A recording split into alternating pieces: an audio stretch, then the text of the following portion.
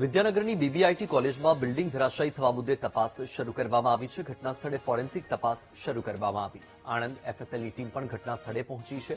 ગઈકાલે રાત્રે બીબીઆઈટી કોલેજમાં બિલ્ડિંગ ધરાશાયી થઈ હતી. રાત્રે ઘટના બનતા મોટી જાનહાનિ ટળી હતી.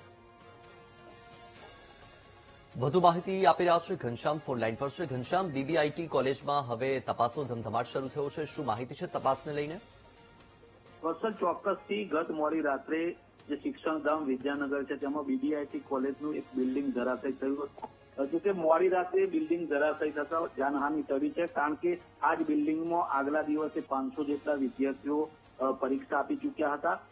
એટલે આ જે બિલ્ડિંગ ધરાશાયી થઈ છે તેને લઈને હવે તપાસનો ધમધમાટ શરૂ થયો છે અને એફએસએલ સહિતની જે ફોરેન્સિકની ટીમો છે તેમના દ્વારા જે કોન્ક્રીટના સેમ્પલ પણ એકત્રિત કરવામાં આવે છે અને આ સાથે સાથે અન્ય પાસાઓ પર પણ તપાસ શરૂ કરવામાં આવી છે. મહત્વની વાત એ છે કે આ બિલ્ડિંગ છે 1 વર્ષ પહેલા જ એની ઉપર 2 માળ લેવામાં આવ્યા હતા અને હાલ જે બિલ્ડિંગનો ભાગ જે ધરાશાયી થયો છે તે ભાગમાં રિનોવેશનનું કામ ચાલતું હતું. એટલે કહી શકાય કે રિનોવેશનના લીધે ક્યાંક ડિસ્ટર્બ થયું હોય તો પણ બિલ્ડિંગ પડી હોય, પરંતુ આ બધો જે નિષ્કર્ષ છે તે રિપોર્ટ આવે ત્યારે જ ખબર પડશે. વત્સલ. જી બિલકુલ. માહિતી બદલ આભાર ઘનશ્યામ.